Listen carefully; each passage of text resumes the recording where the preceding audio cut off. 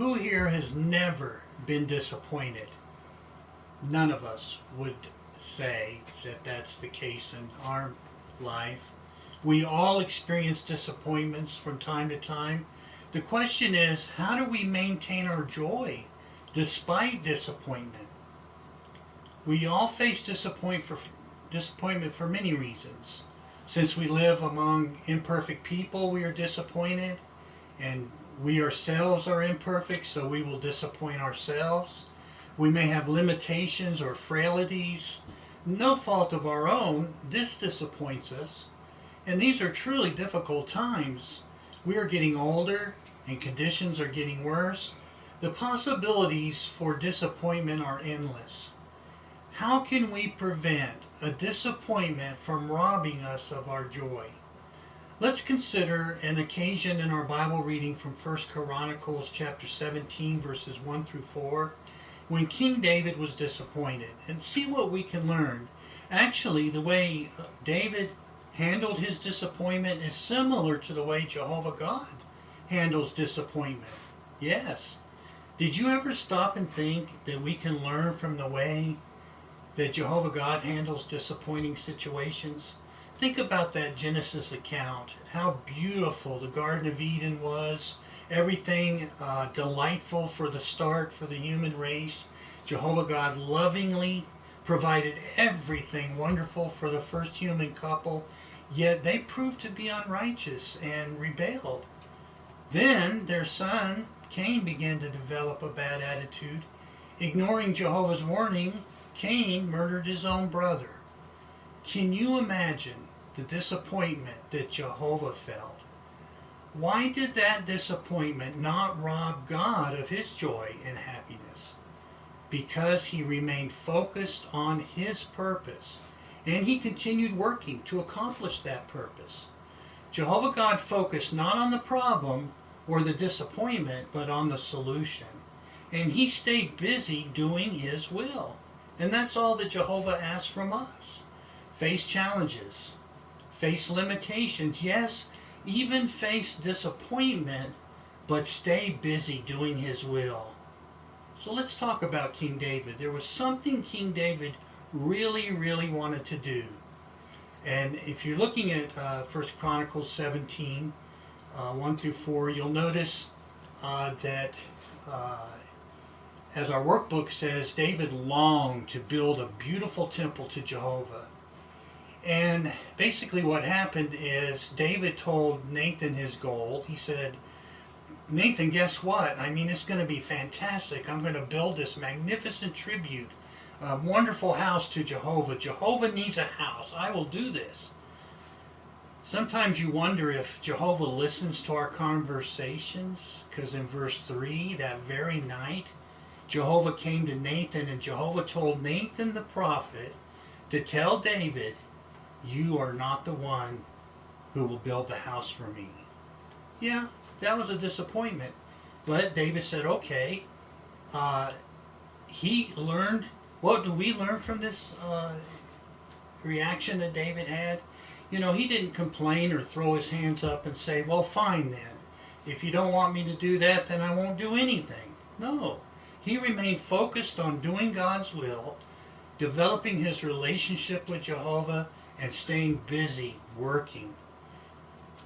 Throughout our reading this week, we noticed David showed utmost respect and devotion to Jehovah and appreciated what Jehovah allowed him to do.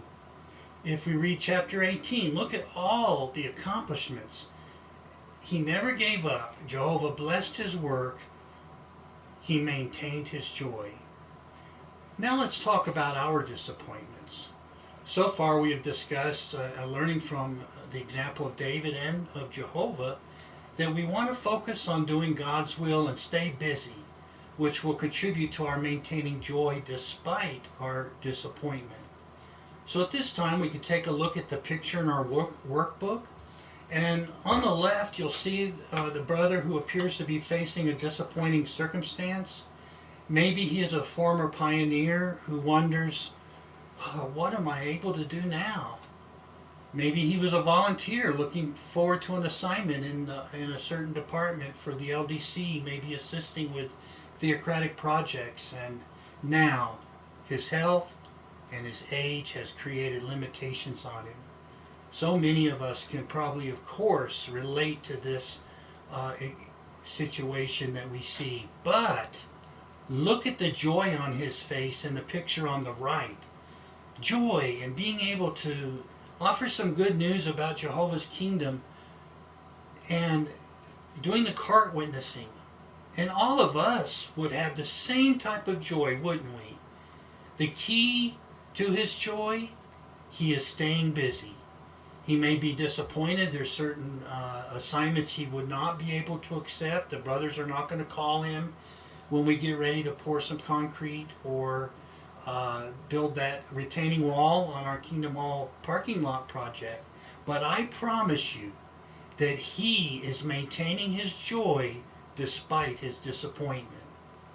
So for all of us, brothers and sisters, because of age, because of health, or any other factors, if you're not eligible for a certain assignment, stay absorbed in the things that you can do.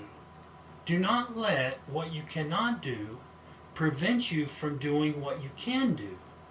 And the way it's described by Paul's attitude is at Acts 18:5. He did that. He stayed busy in doing what he could do, and it says he was intensely occupied with the word, witnessing. And we have a reference here that tells us some excellent guidance. It says that we can increase our joy by becoming absorbed in whatever we are given to do in Jehovah's service. Be intensely occupied like Paul was in the preaching work. Make that our priority. Get fully involved in the congregation activities. Go to the meetings prepared to volunteer to give a comment, and take seriously any student assignment that we may have on the midweek meeting. If you're asked to help out with a certain task in the congregation, be punctual and reliable. Do not treat any assignment you're given as if it were unworthy of your time, and strive to improve your skills. And one of the things it mentioned was being prepared to give comments, and that's a joy to participate. It's another way to worship Jehovah and speak from our heart. But a word about commenting. Yes, be prepared, and please volunteer by raising your hands, but it might be disappointing to you if you're not called on after repeated efforts. But do not remain disappointed if the Watchtower study conductor does not call on you each time you raise your hand. Think about this. If we have 140 in attendance and everyone wanted to give a 30-second comment, that would be equal to about 70 minutes. Sometimes the reading of the paragraphs may take 15 or 20 minutes. The whole study is 60 minutes. So you realize that the real pressure is on the conductor to get 70 minutes of comments in a 40 minutes of time that is allotted. Now you know why we're told to give brief, concise answers. I assure you, though, that you benefit by raising your hand, and Jehovah knows your comment because he can read your heart and thoughts. And for sure, your friends are encouraged even if it is just to see your hand up. So, what will we take home from this information that we reviewed on maintain your joy despite disappointment? The number one main point is stay focused. Remain busy doing God's will. Do not ever give up. Another thing we can say is be positive. It is a human tendency to exaggerate the negative when we experience disappointments, especially if our efforts may not produce a desired result. We might think, I'm a failure. Yet, just as the disappointing start of the human race did not prove God a failure, we are not failures simply because we feel that our efforts disappoint us at first. So stay busy. Do not give up. Do not let what you cannot do prevent you from doing what you can do. Thank you so much, Brother Howe. Excellent counsel and advice. Good application of that material. Really appreciate that. Well, next we have our spiritual gems, and we'll turn our attention to